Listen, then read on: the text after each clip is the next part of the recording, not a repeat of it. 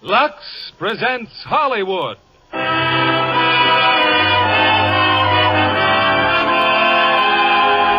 Lever Brothers Company, the makers of Lux Flakes, bring you the Lux Radio Theater, starring Clifton Webb and Lucille Ball in The Man Who Came to Dinner.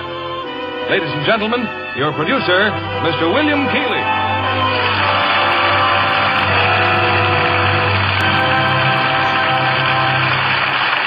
Greetings from Hollywood, ladies and gentlemen.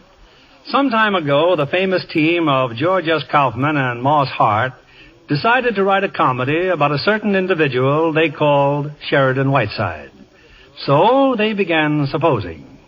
Suppose this eccentric character were to visit someone's home for dinner. And suppose he fell down the steps and, well, there you are. They had the so-called gimmick for their plot. The play born that day they named The Man Who Came to Dinner. It had a long run on Broadway, and later I had the pleasure of directing the screen success. In casting the part of Sheridan Whiteside, the problem is to find an actor who can at once be charming and detestable. In short, a genius like Clifton Webb, who played the part for 2 years on the stage. And co-starring with him is a vivacious young lady who has quite a flair for comedy herself, Miss Lucille Ball. When a man brings guests to dinner, the average housewife is sure to think of those extra dishes to wash. But with Lux Flakes as a permanent member of the household, well, it isn't quite so discouraging. Unexpected guests are far more popular when Lux does the work. And now, here's The Man Who Came to Dinner, starring Clifton Webb as Sheridan Whiteside and Lucille Ball as Maggie.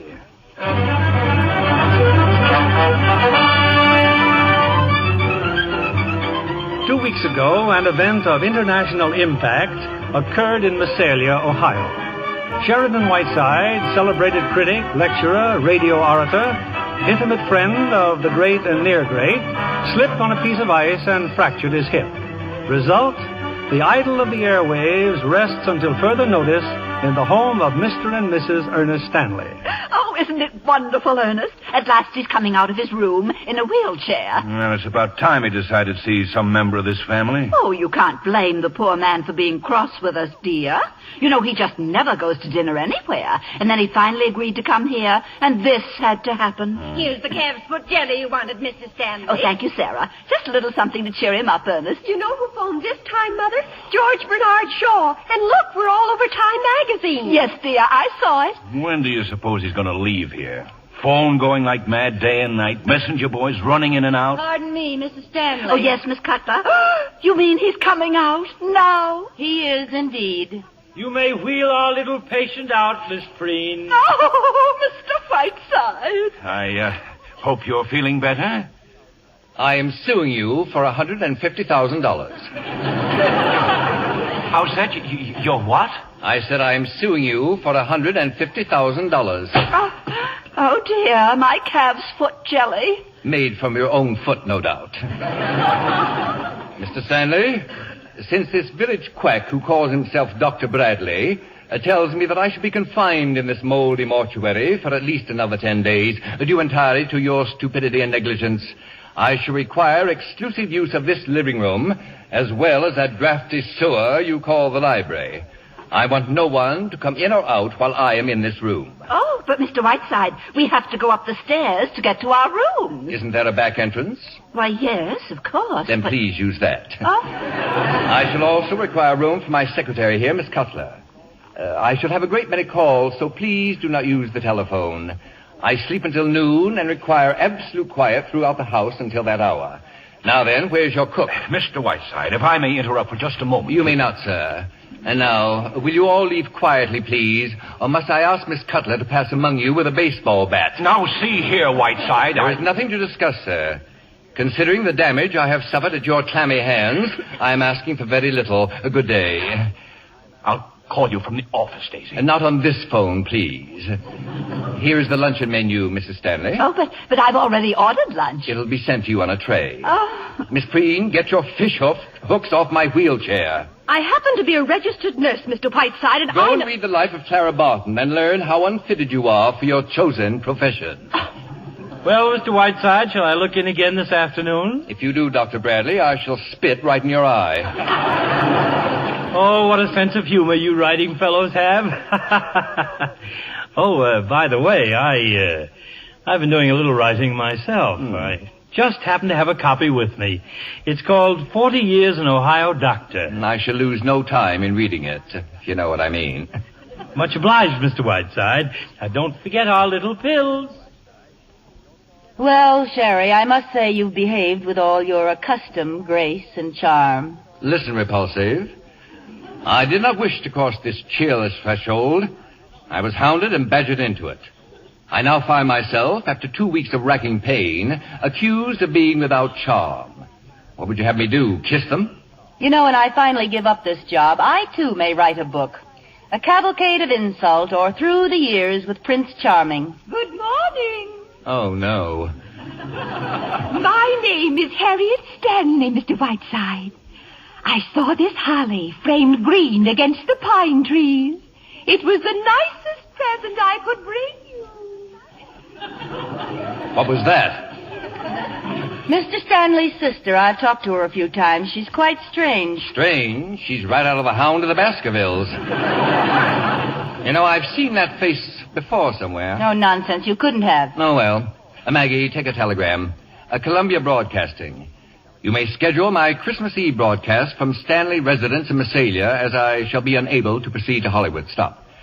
For special New Year's Eve broadcast, we'll have as my guests Yasha Heifetz, Catherine Cornell, Schiaparelli, the Luntz, and Albert Einstein, with Haile Selassie on shortwave from Ethiopia. Whiteside. Sherry, are you sure you'll be able to leave after Christmas? Of course I will. Send a cable to the Dalai Lama, Lhasa, Tibet. Dear Boo Boo, schedule unchanged. Can you meet me in Calcutta July 12th? Dinner 8:30, Whiteside. Wire Arturo Toscanini. Counting on you January 4th, Metropolitan Opera House, my annual benefit for paroled murderers. Will you have quiet supper with me and Ethel Barrymore afterwards? Whiteside. Hello? Who? Mrs. Stanley is too drunk to talk.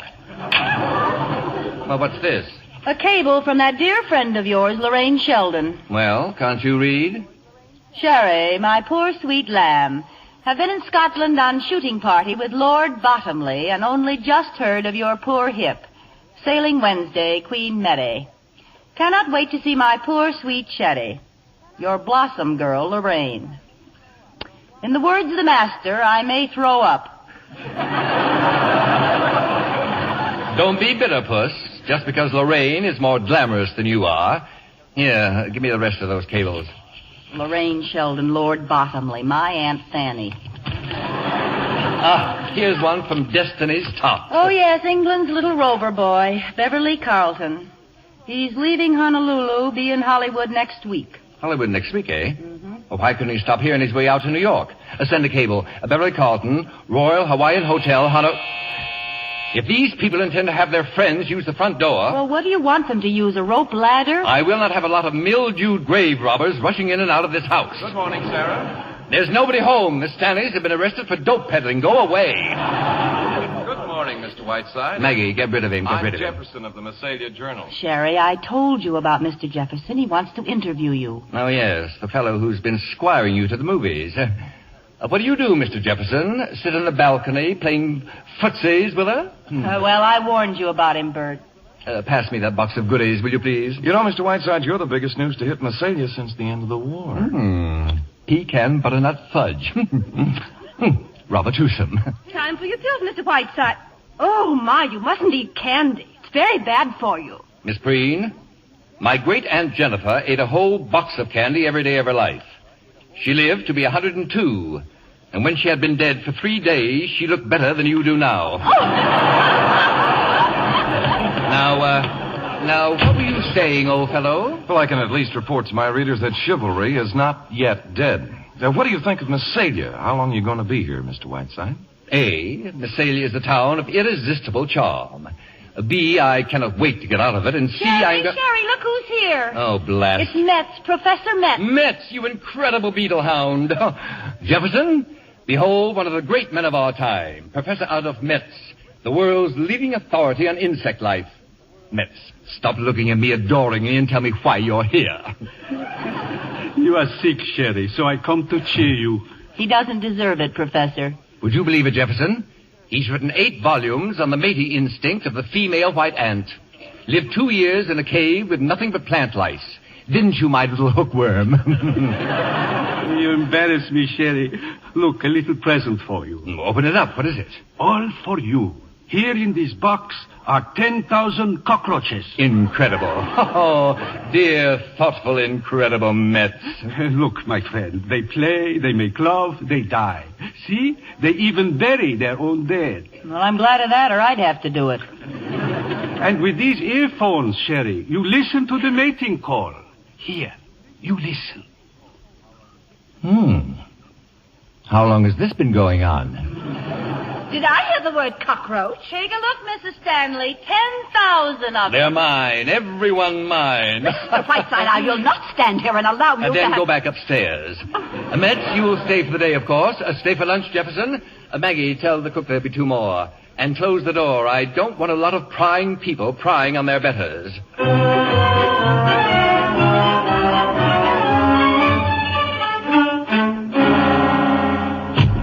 Mr. Whiteside, I want to talk to you. I am busy, Mr. Stanley. I'm listening to my cockroaches.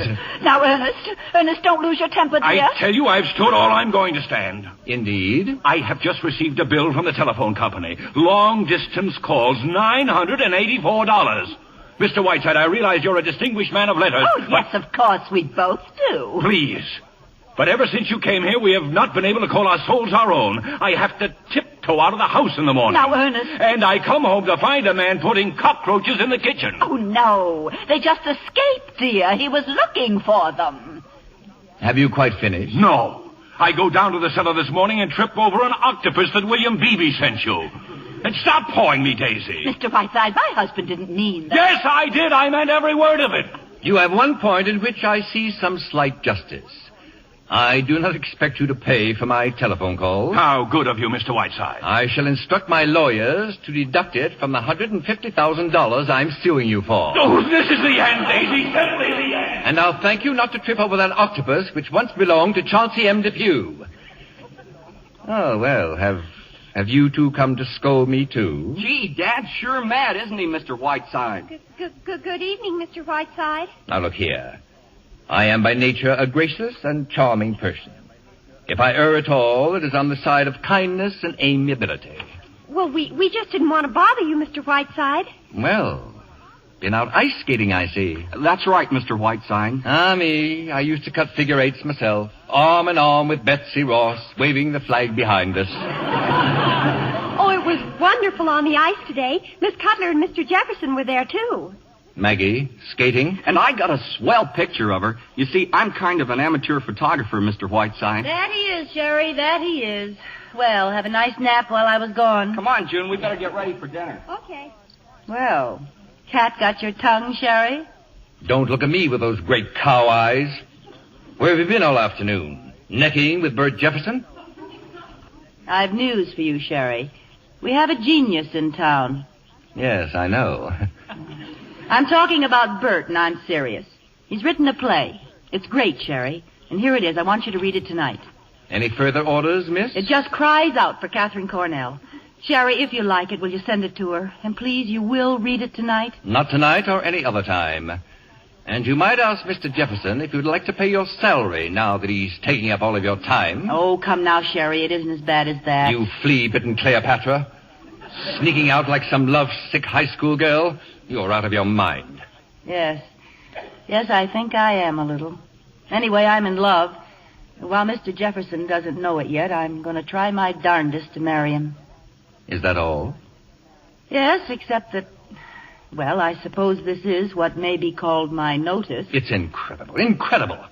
Swept off your feet in 7 days by a second-rate small-town newspaper man. I can't explain it, Sherry. I can only tell you it's so. Here I am, a hard-bitten old cynic, behaving like True Story magazine and liking it. What can I do about it, darling? We're leaving tomorrow. Hip or no hip, we're leaving here tomorrow. I'll pull you out of this, Miss Stardust, if I have no good, Sherry. I'd be back on the next plane. Oh, don't think I'm not grateful to you, but you don't know Bert. He's gentle. He's unassuming. I'm completely unconvinced. You are drugging yourself into this Joan Crawford fantasy, and before you become completely anesthetized, I should do everything in my power to bring you to your senses. Now, listen to me, Whiteside. I know what a devil you can be. I've seen you do it to other people, but don't you dare do it to me. Don't drug yourself into the idea that all you're thinking about is my happiness. You're thinking of yourself a little bit, too, in all those months of breaking in a new secretary. I've seen you in a passion before when your life has been disrupted and you couldn't dine in Calcutta on July 12th with Boo-Boo. Well, I'm going to marry Bert if you'll have me, and don't you dare try any of your tricks. I'm on to every one of them, so lay off. And that's my message to you, Lord Fauntleroy. Well, I have a message, too. Hello, long distance? I want to place a transatlantic call, please. Miss Lorraine Sheldon aboard the steamship Queen Mary. Sheldon. S-H-E-L-D-O-N.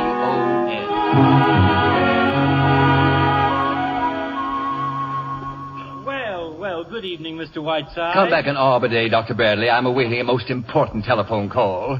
Now, what would be the best news I could possibly bring you? You've been stricken with hydrophobia. Mr. Whiteside, you are a well man. You can leave here tomorrow. Well, sir, I looked at those little x-rays again this afternoon, and guess what? All this time I've been looking at the wrong x-rays. You what? Yes, sir. All this time I've been looking at old Mrs. Moffat's x-rays. Lower your voice, will you? But aren't you pleased? Oh, delighted, but your news comes at a very curious moment.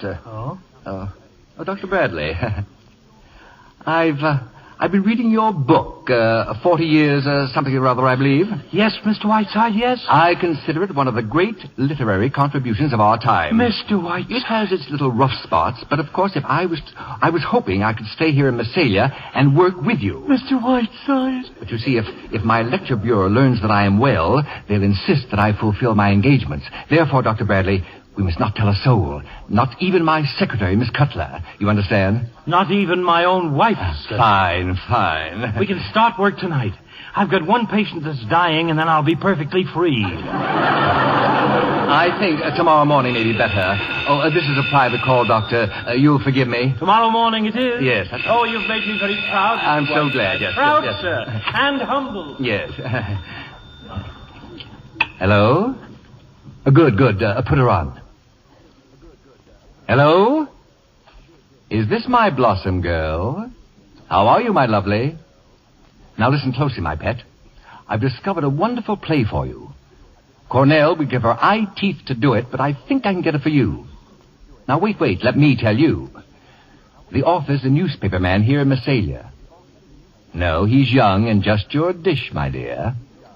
Now, it may take a little doing, but you're the girl who can do it. Isn't that exciting, my pet? Yes, that's right. Now, look. Don't send any messages. Just get here. Yes, that's right. Goodbye, my Blossom. Well, Miss Geraldine Preen. But you look radiant this evening. What? Oh, Mr. Whiteside, at times Well, I simply don't understand you. May I see you a moment, Sherry? Of course, Maggie, dear. We're just taking our little pills. Sherry, I'm sorry for what I said before. We all lose our tempers now and then. I promised to have dinner with Bert and go to a movie, but we'll come back and play cribbage with you instead. Fine. And we'll see you soon, Sherry, dear. No hurry, pet. No hurry. I just a little wabbit in the sunshine. I just a little wabbit in the rain.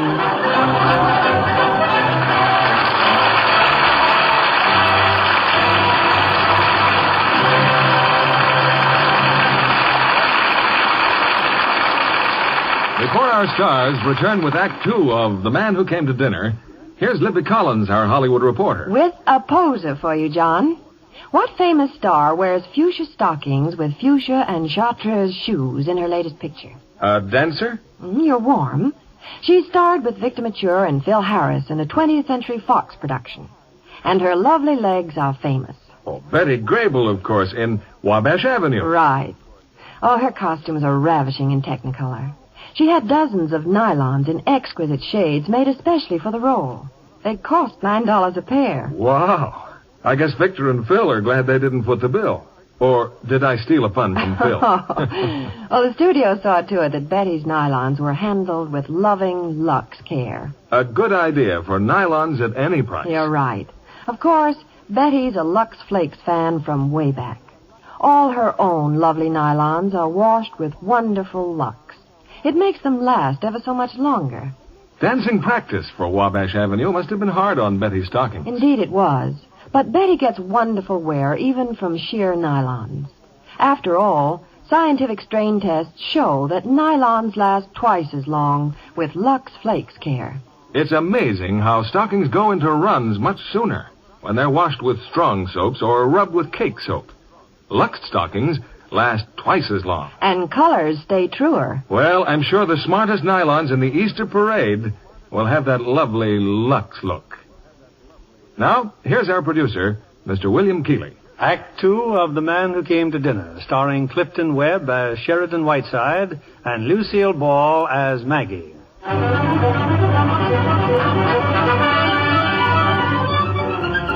Well, Maggie's in love, but Sheridan Whiteside hasn't the slightest intention of losing a very valuable secretary. He's counting on a real expert to break up the romance, Lorraine Sheldon, due in Massalia today, the day before Christmas. Just look at these Christmas presents, Miss Cutler, all for Mr. Whiteside. Well, Sarah, you see, Christmas is Mr. Whiteside's personal property. He invented it, and it belongs to him. My lands from Shirley Temple, Mr. Belvedere, gorgeous George. And Mr. Whiteside's tree is so beautiful, too. And Mr. and Mrs. Stanley had to put their Christmas tree in their bedroom, you know. They can hardly undress at night. What's this one, Miss Cutler? That's from his sponsor, Sarah, a full year's supply of cream of mush. And he'll give it right back to them over the air. The things he finds time to do. Yes, he certainly sticks his nose into everything. Miss Cutler, you haven't seen the family, have you? Aren't they upstairs? Well, I mean the young ones. Nobody seems to know where they went after Mr. Whiteside talked to them. Oh, Christmas shopping, probably. Well, if I'm going downtown, I'd better let him know. Sherry, may I come in? Come in, Elsie Dinsmore. That must have been quite a session you had, Sherry, with the Stanley heirs. What did they want? Good sound advice, Madam Butterfly. And they came to the right place for it. You know, June thinks she's in love with some fellow in her father's factory. He's a labor agitator, Sherry. She admits it. And Richard, well, he wants to quit high school and go around the world. Really? Sherry, you didn't agree with... Oh, well.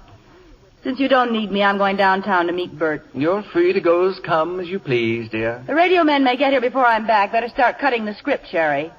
What time does Beverly Carlton arrive? Shortly, I hope. Staying over? No, he has to go on to New York. I won't be long, Sherry. Another package for you, Mr. Whiteside. Only it's a crate, Mr. Whiteside, with an expressman. Come in, my good man. A crate, eh? Some kind of animal, Mr. Whiteside. The label says it's from Admiral Richard E. Byrd. Why, they're penguins. Oh, look at them in there, Sarah. Directions for feeding are right on top.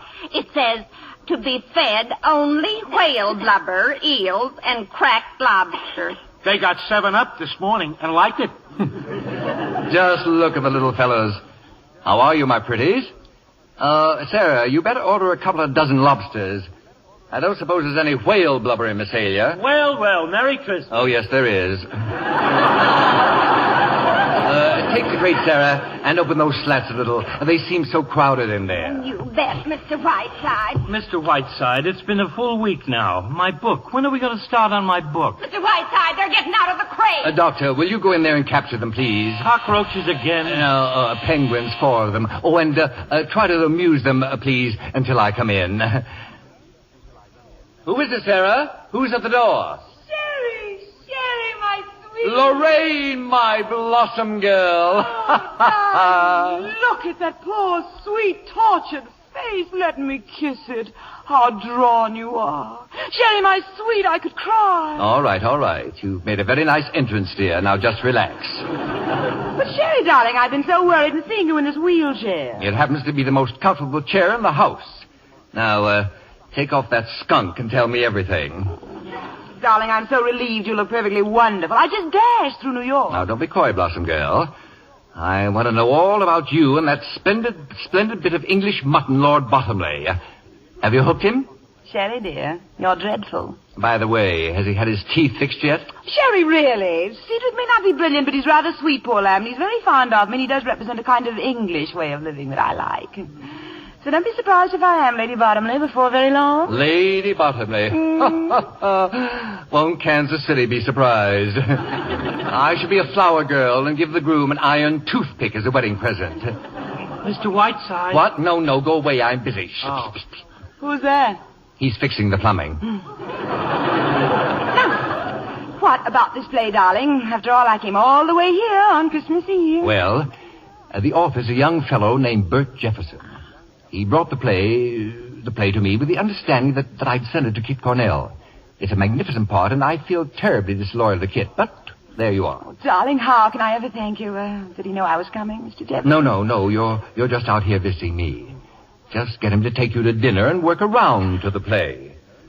Good Lord, I don't have to tell you how to do these things. How'd you get all your other parts? Sherry! Now, run back to your hotel and get into your working clothes. By the way, who do you think's paying me a flying visit? None other than your old friend, Beverly Carlton. Beverly? Oh, really? Come, my dear. Mustn't be bitter just because he got better notices than you did. Oh, don't be silly, Sherry. I simply would not care to act with him again, that's all. Sherry, what do you think? Bert just gave me the most beautiful... Oh, Maggie, darling. Santa's been at work, my pet. Blossom Girl just dropped in out of the blue and surprised us. Hello, Lorraine. Is that you, Bert? Lorraine, this is Mr. Bert Jefferson, Miss Lorraine Sheldon. How do you do, Miss Sheldon? I didn't catch the name. Jefferson? That's right, pet. Why, Mr. Jefferson, you don't look like a newspaper man at all. I don't? No, I should have said you were a pilot, an explorer, something dashing. I'm simply enchanted with your town, Mr. Jefferson. Tell me, have you lived here all your life? Well, practically, Miss Sheldon. If you wish to hear the story of his life, Blossom Girl, kindly do so on your own time. He's the world's rudest man, isn't he? Can I drop you, Mr. Jefferson? I have a taxi. Well, my car's out there. Suppose I drop you. Well, that'd be lovely. Bye, Sherry. Bye, Maggie, dear. Sherry, I want to talk to you. Oh, yes, the broadcast. 4 minutes to cut, you said? Quite a surprise, wasn't it, her dropping in? Yes, it was. Now, come on, Maggie, come on, get to work. How long is she going to stay? Oh, I don't know, a few days. Now, look here, Maggie. Just because a friend of mine happens to come out to spend Christmas with me... You got some more company, Mr. Whiteside. He's a foreigner. Sherry, my dear, and a magpie. Beverly! Come in here, you Piccadilly pen pusher, and gaze upon a soul in agony. Don't tell me how you are, Sherry, dear. I want none of the tiresome details. I have only a little time, so the conversation will be entirely about me, and I shall love it. Maggie, dear, say something beautiful to me. Hi. As for you, Sherry, without going into mountains of self-pity, how are you? I'm fine, you presumptuous cockney. Now tell me, how was your trip? Fabulous. By the way, did I glimpse Lorraine Sheldon in a motor car just now? You did indeed. She's paying us a Christmas visit. Dear girl, they do say she set fire to her mother, but I don't believe a word of it. Sherry, my evil one, not only have I written the finest comedy since Molière, but also the best review since my last one, and an operetta that frightens me. It's so good. I shall play it for 8 weeks in London, that's all. No matinees. Magpie, why don't you desert this cannonball of fluff and come with me? Be careful, Beverly. You're catching me at a good moment. Tell me, Beverly, did you have a good time in Hollywood? 3 unbelievable days. I saw everyone from Adrian to Zanuck. They came, poor dears, as to a shrine. What about Banjo? Did you see my wonderful Banjo? He gave a dinner for me.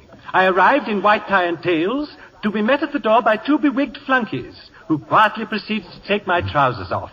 Dear incomparable Banjo. Now, Mr. Whiteside. No. Just go away. Psst, psst. Kidnapped somebody, Sherry? Yes, that was Charlie Ross. Of course, you know about Lorraine and Lord Bottomley. Know about it, dear fellow. Practically no one's betting on the Derby this year. They're all making book on Lorraine. Have you ever met Lord Bottomley, Magpie? Not very good shooting today, blast it. Only 6 partridges for 4 grouse and the Duke of Sutherland. Good Lord, that's Bottomley to the very bottom. A ripping debate in the House today. Old Basil spoke for 4 hours. Dropped dead at the end of it. Ripping. Oh, you're making it up. No one sounds like that. It's so good it's uncanny. Terry, darling, I must run. I can only tell you that my love for you is so great that I changed trains at Chicago just to wish you a Merry Christmas. If that's the radio people, Maggie, get rid of them. Hello? Oh, hello, Bert. Oh, well, hold on. Beverly, would you talk to a newspaper man for just a minute? I sort of promised him. Won't have time, Magpie, unless he cares to meet me at the station. Oh, thanks. Go to the station and wait for him, Bert. He's leaving now. Bye, dear. Broadcasting tonight, eh, Sherry? Fortunately, I shan't have to hear you. Au revoir, Sherry. Merry Christmas, Magpie. I'll go to the door with you. And start cutting that script, Sherry. What's the matter, Magpie? I'm in love, Beverly. I can't tell you about it. There isn't time. But Sherry, in his own fiendish way, is doing everything he can to break it up. Why, the old flounder. What's he doing? Lorraine. He brought Lorraine here. I know he did. Oh, it's somebody here in town. Yes, the newspaper man you're going to see at the station.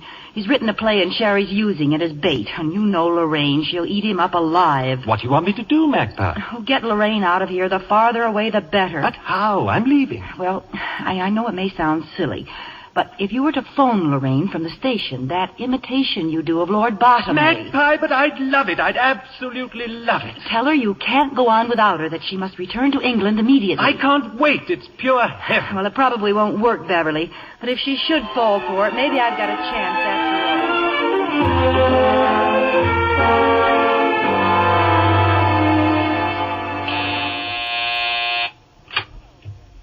all. Oh, hello, Lorraine. Hello, dear. Where's Sherry? Inside. He goes on the air in a few minutes.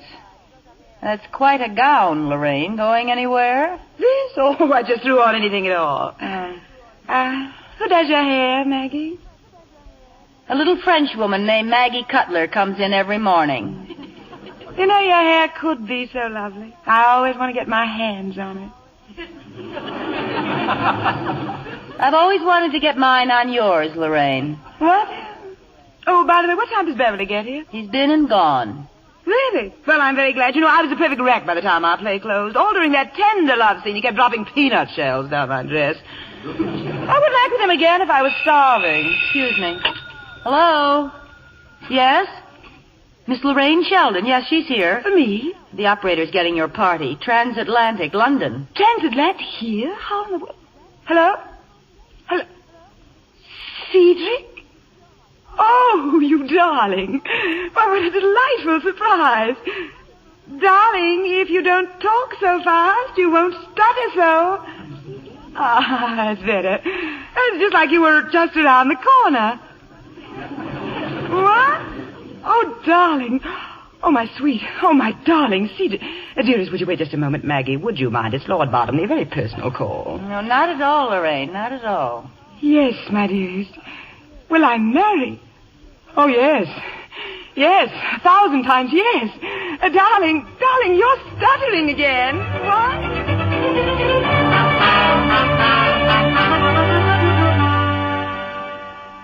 And I think the least you could do, Sherry, is to congratulate her. Lord Bottomley has just asked Lorraine to become Lady Bottomley. Isn't it simply ecstatic? Naturally, I shall have to leave at once.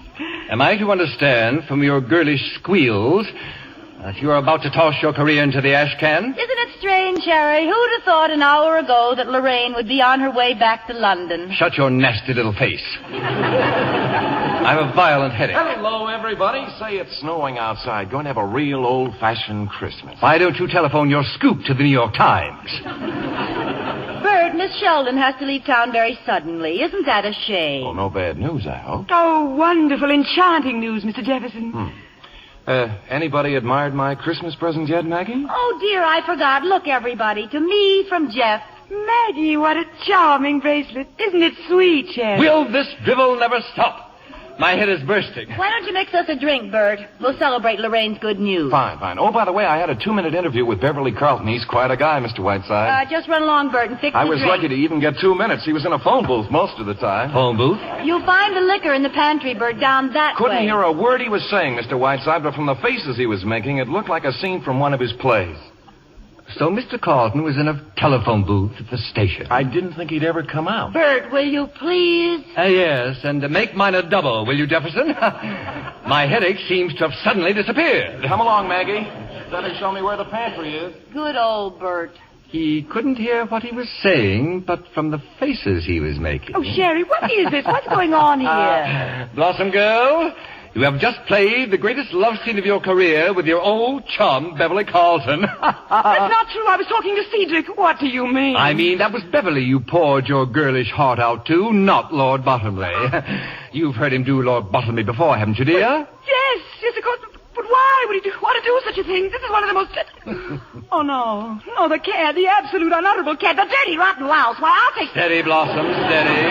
Don't you realize I won't ever be able to show my face in England again? But why? Why would he do this to me? It doesn't make sense. Maggie.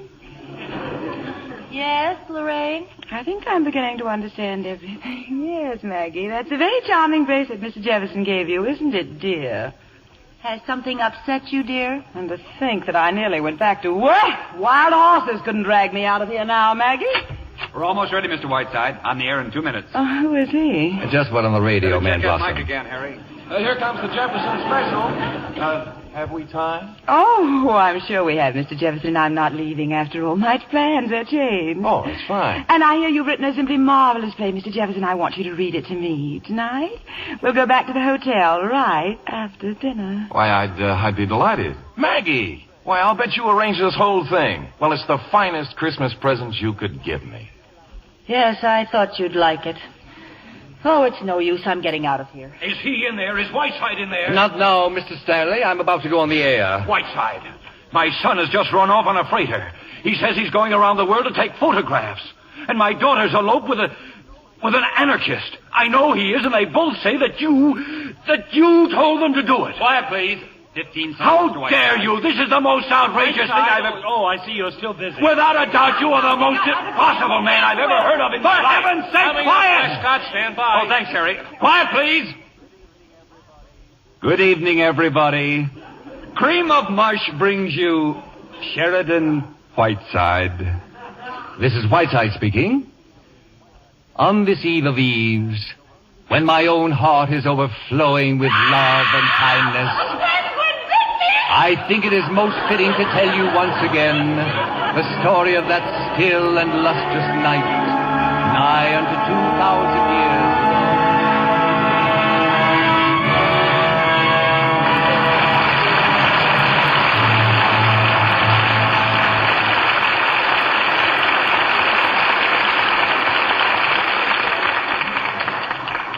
Before we continue with Act 3 of The Man Who Came to Dinner, I'd like to introduce English-born Joan Miller, who comes to the screen by way of the stage and her own radio program. How does it feel to be a guest instead of an MC, Joan? Wonderful, Mr. Keeley. Fortunately, I don't get mic fright or stage fright either. Not like the drama student played by Jane Wyman in the Warner Brothers picture Stage Fright, huh? Well, I nearly had it during my first movie role. However, a wonderful director talked me out of it. Not Alfred Hitchcock. No, though I'd give anything to work under his direction. No, I see all his pictures 3 or 4 times. Stage Fright is Hitchcock at his best. Mystery and suspense and the light-handed manner for which he is famous. A splendid cast, too. Jane Wyman, Marlene Dietrich, Richard Todd. Mm-hmm. After the filming, I saw some of the original costumes in the wardrobe department at Warner Brothers. They're fabulous. I was amazed how many had been washed with Lux Flakes. Of course, I'm a Lux fan myself. You'll find Lux Flakes in many a screen star's home, too, Joan. Oh, I'm sure of that, Mr. Kennedy. One day in Jane Wyman's dressing room, I complimented her on her lovely new negligee. Then Jane confessed that it had been luxed many times. She insists on Lux Flakes for all her lingerie. That's not surprising. In test after test, slips and nighties that were washed with Lux Flakes looked lovely. Yes, really lovely. 3 times as long as those washed the wrong way. You've seen, I'm sure, how careless washing can make lingerie disappointingly drab. It's no wonder thousands of girls follow the stars, give all their nice things gentle Lux Flakes care for that lovely Lux look. Thank you for coming tonight, Joan Miller. We pause now for station identification. This is CBS, the Columbia Broadcasting System.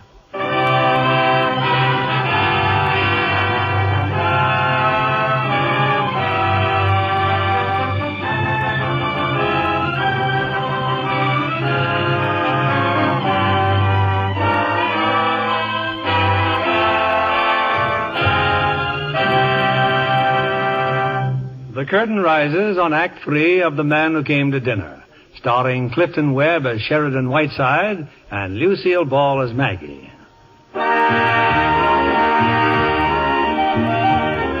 It is now some 15 hours later, Christmas morning in the Stanley household, and a very quiet morning it has been until now.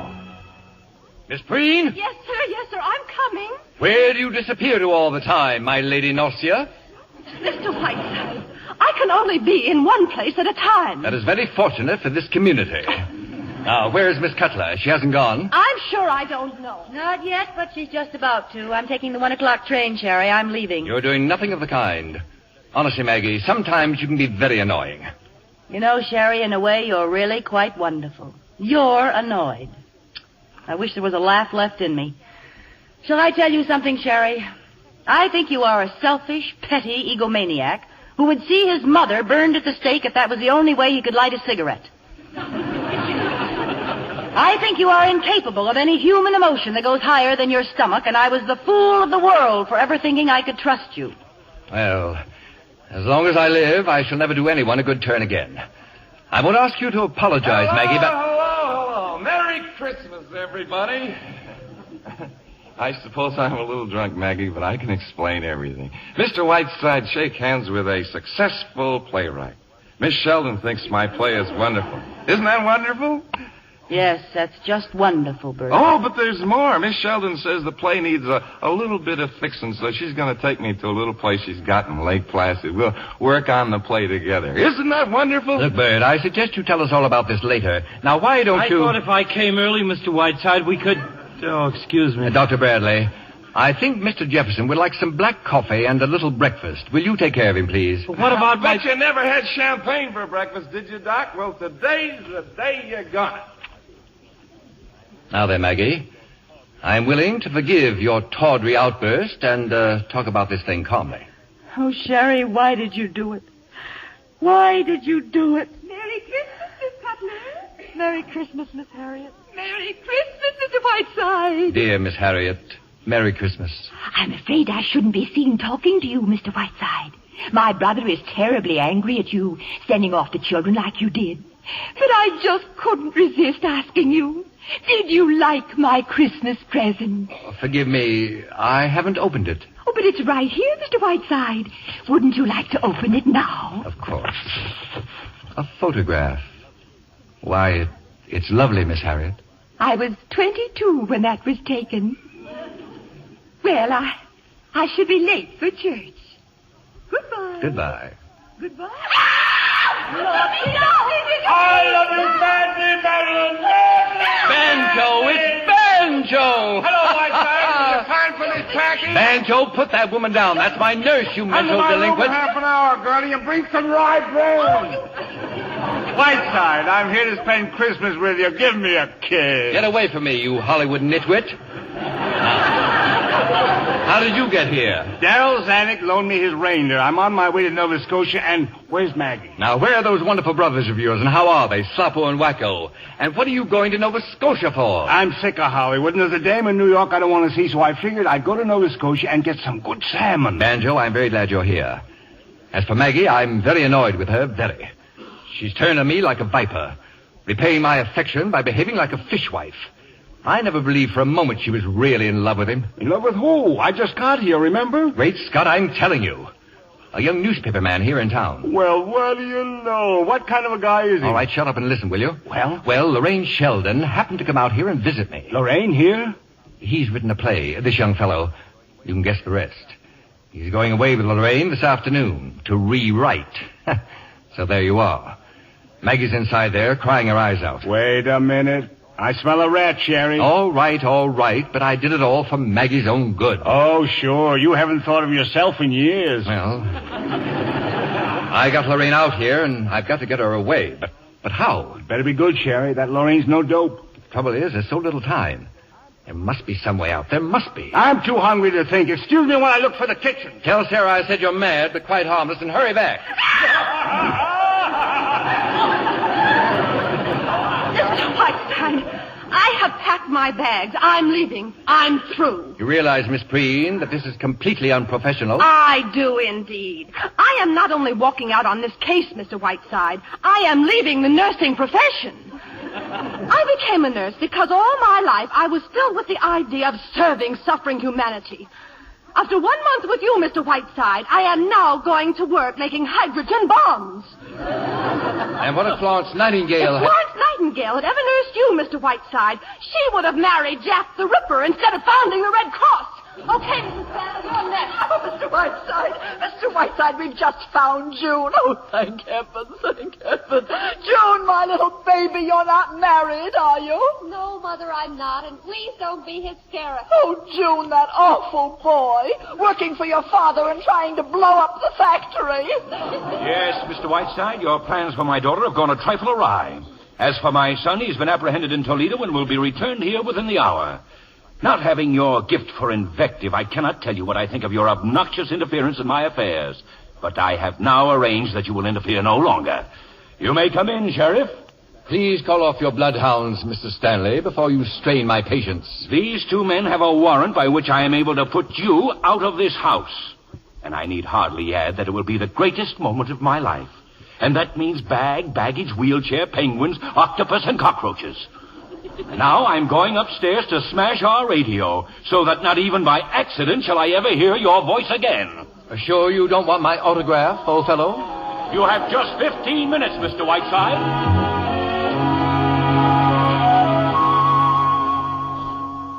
Well, Whiteside, I got a pretty fair omelet in the kitchen, but no ideas. It's no use, Banjo. My host has sworn out a warrant. Baby's rosy little body is being tossed out into the snow in 14 minutes. What would he do a thing like that for? The point is, the master is growing a little desperate. Hey, if I knew where Lorraine was, I could get a car and run her over. It wouldn't hurt very much. Banjo. Banjo, for heaven's sake. Wait a minute. Is that a taxi outside? Yeah, it's Lorraine. What would happen if I just went out there and slugged her? Get out of here, Banjo. Go and talk to Maggie for a minute, and don't let her leave here. Darling, I was just swept off my feet by the play. And you know, quite apart from anything else, Bert is really a very attractive man. Makes it rather a pleasure squaring accounts with little Miss Vitriol. That is not Banjo, is it? Don't tell me he's here. Sweetie Puss, how are you? Very well, thank you. And you, Banjo? Oh, fine, Mamma Mia, fine. So you feel fine, huh, Lorraine? Yes, of course I do. Excuse me, Sherry. I've been getting your papers in order. Here's a list of all your engagements through March. I'm looking forward, so to Lake Placid, Banjo. Bert's the kind of man who'll do all winter sports beautifully. But will he get time? Expressman here, Mr. Whiteside. Another present for you. Good heavens, what is that thing? First it was Penguin's Lady, and now it's this. It's a mummy case from Cairo, Egypt. If there's one thing I need right now, it's an Egyptian mummy case. What's the tag say? Merry Christmas from the Khedive of Egypt. What'd you send him, Grant's tomb? 6 minutes, Mr. Whiteside, including that. And who was that man? He announces the time every few minutes. I pay him a small sum. Oh, Mr. Whiteside, are you busy? Oh, no. I've written a new chapter on the left kidney, and Oh, pardon me, I didn't know you had that.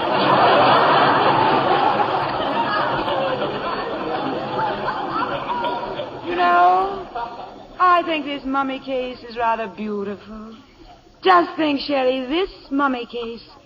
Here was a woman, like myself. A woman who once lived and loved, full of the same passions, fears, jealousies, hates. And what remains of it now? Just this, nothing more. Going somewhere, honey? I want to stand inside. Look at me, Sherry. A span of 4,000 years.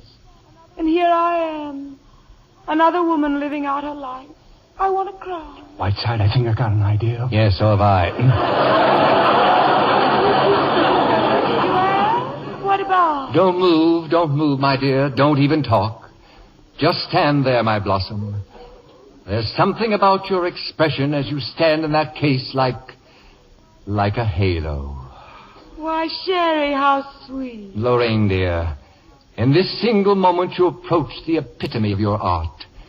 You have given me the greatest Christmas gift of all, the memory of you standing here in this mummy case. Why, darling, I'm all choked up. Make sure it's locked, Banjo. You think she'll be all right in there? Sure, she can breathe easy. I'll let her out as soon as we get on the plane. What are we going to do now? How do we get this out of here? Shh, careful. Here's Maggie. What about all these letters, Sherry? What about this photograph? Oh, Miss Harriet gave that to me. Throw everything else away. I'll see you before I leave, Banjo. Oh, what happened to Lorraine? She just stepped out for a moment, dear. Banjo. This photograph. Look at this photograph. I've got it. It came to me just like that. Huh? What came to you? I knew I'd seen that face before. Harriet Stanley, eh? Well, now I know how to get this mummy case out of here. Sorry, Mr. Whiteside, your 15 minutes are up. Ah, yes, Mr. Stanley. But just one favor before I go. I would like you to summon your 2 policemen and ask them to help this gentleman out to the airport with this mummy case. Would you be good enough to do that, Mr. Stanley? I will do nothing of the kind. Oh, I think you will, Mr. Stanley. Or shall I inform my radio audience next week that your sweet old sister, Harriet Stanley, is none other than the famous Harriet Sedley, who murdered her mother and father with an axe 25 years ago in Gloucester, Massachusetts. Mr. White. How did that little jingle go now? Oh, yes. Harriet Sedley took an axe and gave her mother 40 whacks. And when the job was nicely done, she gave her father 41. Officers, will you come in, please? Mr. Stanley would like you to help him with this mummy case. Right, Mr. Stanley? Yes. Banjo, my love, you're wonderful. I may write a book about you. Don't bother. I can't read. Goodbye, Maggie. Hey, don't drop the case, boys. It contains an antique. Sherry, what did he mean? Oh, no, you don't mean the Lorraine. He is indeed. Oh. The field is clear, and you have my blessing. Oh, Sherry, you old reprobate. My hat and coat, Maggie. Oh, and I'll take your railroad tickets. I'm leaving for New York. You're leaving? Don't argue, rat girl. Do as you're told. Yes, Mr. Whiteside. Are you very busy, Mr. Whiteside? Yes, Dr. Bradley, very busy. But if you ever get to New York, Doctor, try and find me. Goodbye, Maggie, my lamb. Oh, Sherry, you're wonderful. Yes, aren't I? Oh, Jefferson, my boy. I've decided to take your play to Catherine Cornell after all. You'll never know the trouble you've caused. Merry Christmas, everybody. Merry Christmas, Mr. Whiteside. Oh, look at him, Bert. There goes the most... Oh! Yes, dear, there he goes, right on his celebrated ear. Oh! Mr. Whiteside! He fell down again. Poor Mr. Whiteside slipped on the ice again. Bert, help them carry him in. Miss Preen, I want Miss Preen! Miss Preen!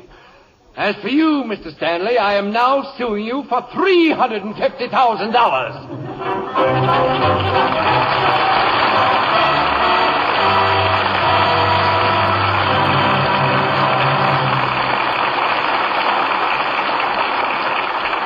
I know you're eager to meet our stars in person, and here they are. Miss Lucille Ball and the man who came to dinner himself, Clifton Webb. Clifton, do you suppose Sheridan Whiteside really stayed on in that house for another month? Well, I have it in good authority that he left almost immediately. Oh, then his leg wasn't broken after all. Oh, yes, it was. But those horrible people ran out of Lux Flakes. I told you they were idiots. Well, to make sure that doesn't happen to either of you, there's a supply of Lux Flakes in the wings to take home. A dozen boxes, I presume. And why a dozen? Mr. Zanuck would like it. My new picture with Jean Crane, you know. Cheaper by the dozen. Oh, is it true, Clifton, that in Cheaper by the Dozen, 20th Century Fox has cast you as the father of 12 children? You, the father of 12 children? Yes, a healthy change of pace, don't you think? Well, in that case, I suppose you're writing a book for children now, Clifton. Not at all. I've already done that. You may recall it. Mother Goose? Clifton, you wrote Mother Goose? Why not? But Mother Goose was written more than 300 years ago. My dear girl, did I ask your age?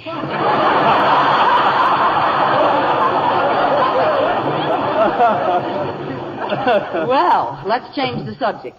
Bill, you said your show next week was going to be something special. Yes, Lucille, it is. the very beautiful and moving story come to the stable.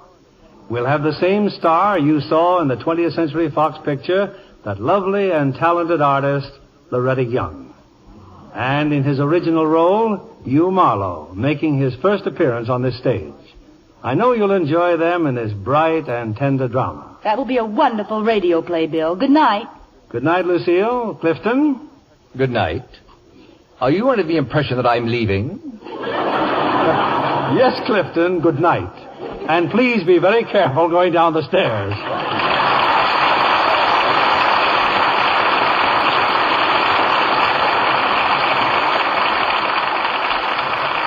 Lovely screen star Hedy Lamarr recommends a simple, easy complexion care.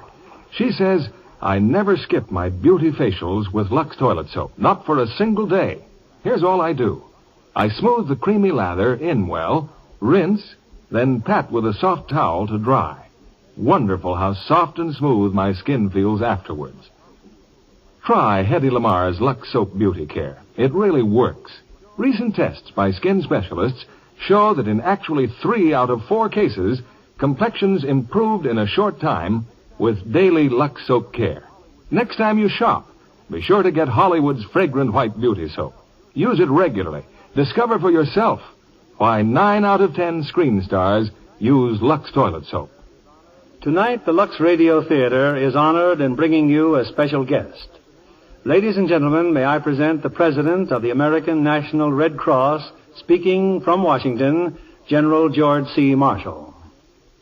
I have just finished an extensive tour of the country, some 30,000 miles, and I was tremendously impressed by the leadership and work of our 3,700 Red Cross chapters, and by the large numbers of public-spirited men and women who have volunteered their services as campaign workers.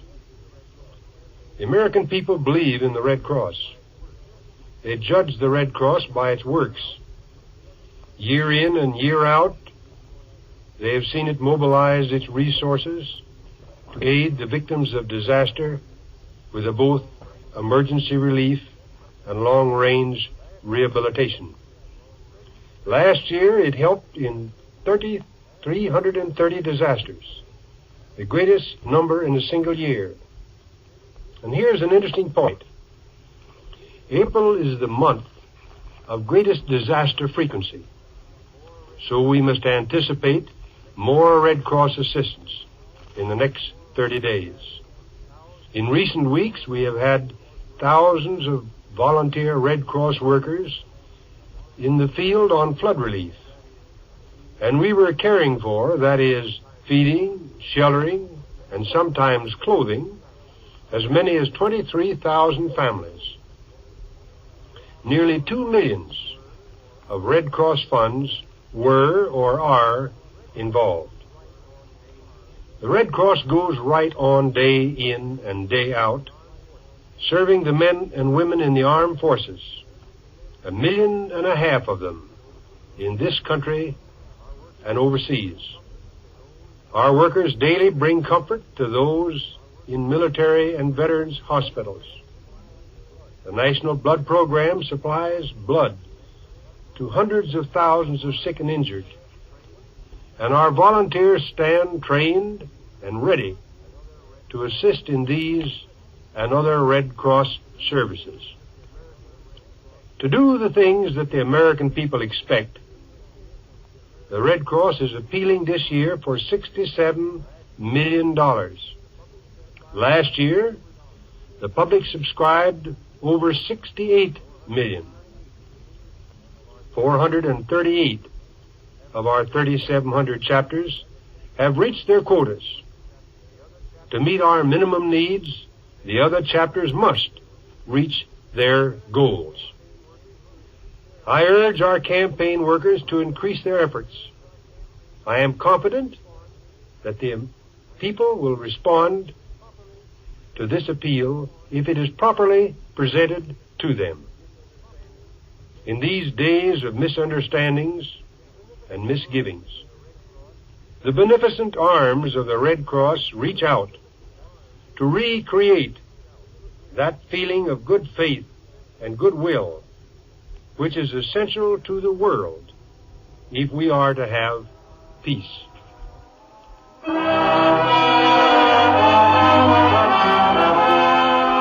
Lever Brothers Company, the makers of Lux Flakes, join me in inviting you to be with us again next Monday evening when the Lux Radio Theater presents Loretta Young in Come to the Stable with Hugh Marlowe.